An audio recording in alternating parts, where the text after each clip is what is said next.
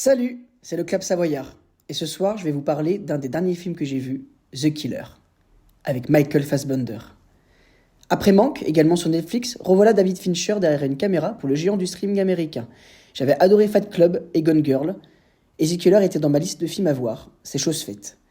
Le réalisateur a adapté à l'écran la série de bande dessinée Le Tueur, écrite par Mats et dessinée par Luc Jacomon. Le film a été présenté en avant-première à la Mostra de Venise en 2023 en compétition officielle. C'est un thriller néo-noir américain qui dure 1h59 et qui a eu un budget de 175 millions de dollars. Je vous laisse découvrir le synopsis de ce film.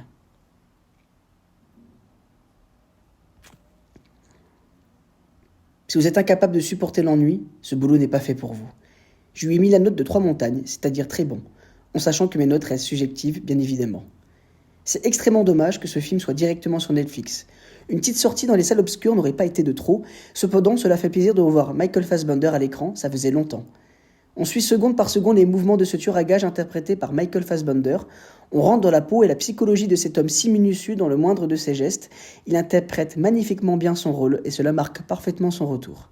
Très précis et organisé, il se répète régulièrement plusieurs règles qu'il s'oblige à respecter. Respecte le plan, anticipe, n'improvise pas, ne fait confiance à personne, ne mène que le combat pour lequel on te paye. Il est accompagné à l'écran par Tilda Swinton, qui malheureusement est peu présente, car 90% du temps du film sont réservés à Michael Fassbender et son personnage. Mais malgré ça, elle interprète avec finesse son rôle, qui ne sera que très court, comme je vous l'ai dit. Diviser l'histoire en chapitres est très intéressant et cela amène une petite touche en quelque sorte littéraire au film. Il faut dire que ça rajoute un très bon fil au scénario que j'ai trouvé très sympa. Le son et l'image sont parfaits, j'ai passé un très bon moment devant mon écran de télévision, je ne me suis pas ennuyé.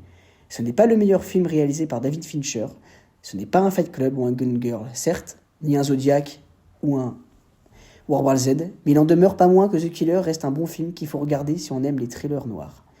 Merci de m'avoir écouté, et j'espère que si vous le regardez, vous passerez un bon moment devant ce film. Et si cette critique et vidéo vous a plu, n'hésitez pas à vous abonner au Club Savoyard sur YouTube, TikTok et sur Instagram.